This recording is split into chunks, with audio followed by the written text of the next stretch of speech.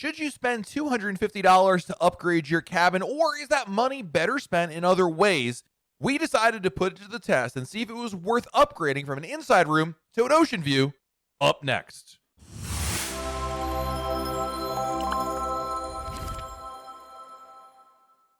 Hey everyone, it's Jenna, the video editor from Royal Caribbean Blog. You'll almost always find me in an interior cabin on a Royal Caribbean cruise. While the opposite of luxurious, I never mind my small windowless rooms, especially if it means I can save money on cruise fare. I recently disembarked a 4-night cruise in a spacious ocean view cabin on Liberty of the Seas. Wanting to treat myself but also try something new, I upgraded my cabin for $248 extra on top of the $779 I originally paid for an interior cabin. This brought the total cost of my cruise to $1,027. I always love trying new ways to cruise with Royal Caribbean, so when I realized I could upgrade to a spacious ocean view cabin for a pretty reasonable price, I figured I would give it a try. I had never sailed in an ocean view room before, so I was curious to see how my cabin experience would differ from an interior or balcony cabin. The price of an ocean view cabin is usually between interior and balcony cabins, but I had two main questions. First, would an ocean view cabin be that different from an interior to justify the cost? And second, if I'm upgrading to an ocean view, is it better to spend a little more to upgrade to a balcony?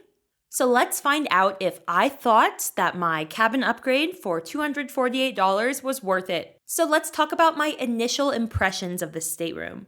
As soon as I walked into our cabin, I was pleased to see that it was quite spacious, although I was a bit surprised that the room was the same size as a balcony cabin. For some reason, I expected this cabin, the spacious ocean view cabin, to be even more spacious than a balcony room. However, this is probably reserved for the ultra-spacious ocean view cabins. Yes, it's a little confusing. Regardless, compared to the tiny interior rooms I usually stay in, our ocean view cabin felt huge. The interior cabins on Freedom class ships are tiny. And while I've stayed in this size stateroom with guests before, it's definitely a tight squeeze.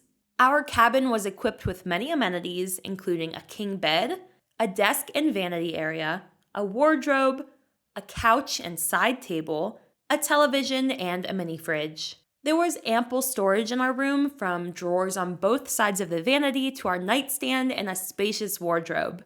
There were also shelves on the side of the vanity near our bed, which I found useful throughout the cruise. The best part of our cabin, of course, was the porthole window. This window was larger than I expected, although I was pretty surprised that we had this faux balcony outside the window. I felt like this cabin had maybe once been a balcony room and got converted to an ocean view, or perhaps it was just for the general decor of the ship as viewed from outside. Most ocean view cabins are on lower decks, closer to the waterline, but ours was on deck 7, so we had this little balcony outside the window. And as our cruise went on, I began to see some pros and cons of our cabin upgrade. So first, let's talk about the pros. The most obvious benefit of staying in our spacious ocean view cabin was having more space. We never ran into each other in the cabin and had no shortage of storage space. Honestly, we didn't even utilize most of the storage because there was more than enough room to keep our suitcases on the floor of the cabin without having to unpack for a short cruise. Another pro of my cabin upgrade was that I spent more time than usual in my cabin. On a short 4-night cruise, I never ever expect to spend much time in my room. Between the onboard events and doing work around the ship for the Royal Caribbean Blog YouTube channel, I usually spend little time relaxing in my cabin. On Liberty of the Seas, though, I spent way more time than usual in my cabin. I have a few hours of computer work to do each day, but I usually do this from a public area on board when I'm staying in an interior room because I don't really love working in a room without windows. But with an ocean view room, I spent these hours working next to my private porthole window instead. Our itinerary also changed due to weather, and we ended up with 2 sea days instead of just 1. This meant we had even more time to enjoy our stateroom during the cruise. I also thought that another perk of upgrading my cabin was that it was a great option for sailing with a first-time cruiser. I sailed on this cruise with my cousin, and she had never been on a cruise before. I thought that an ocean view cabin, as opposed to a dark, tiny interior room, was a really nice benefit of a first cruise. While I've brought many first-time cruisers on board in interior rooms and we've had a great experience, I thought Kelly would appreciate being in a more comfortable room with a window. Let's look at the cons of this cabin upgrade. The first con was the location.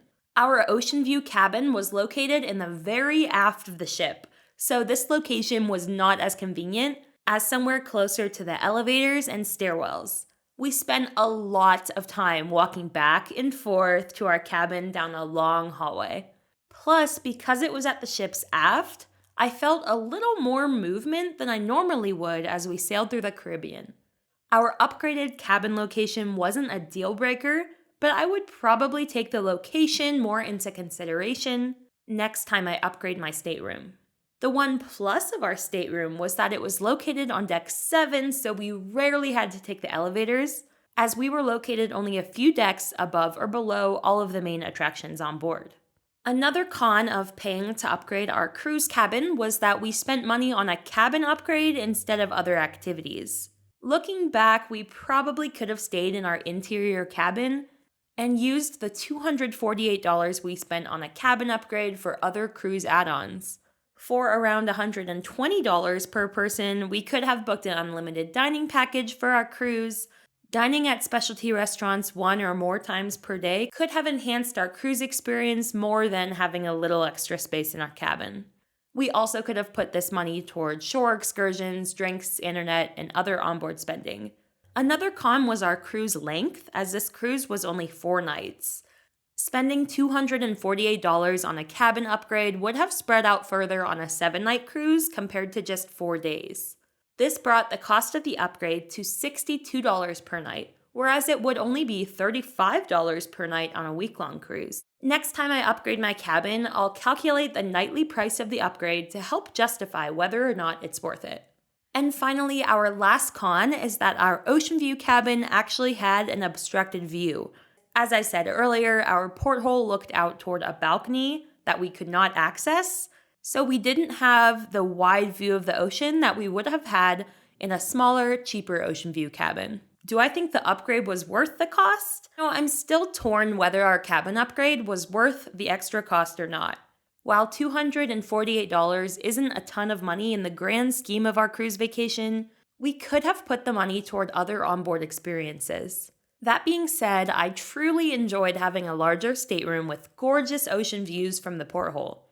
There's no doubt this room was better than an interior cabin, and I could have spent my entire day reading in bed next to our window. Overall, I would lean toward the upgrade being worth it rather than a waste of money. While I'll probably continue to sail in interior staterooms to get the lowest cruise fare possible, it's nice to treat yourself every once in a while. Let me know in the comments below, do you think it's worth it spending money to upgrade your cabin, especially moving from an inside to an ocean view? Let me know in the comments what you think about that. And while you're down below the video, hit that like button, subscribe to our channel, and turn on notifications. That way YouTube lets you know when we have a brand new video to share. This has been Matt from RoyalCaribbeanBlog.com. We'll talk again real soon.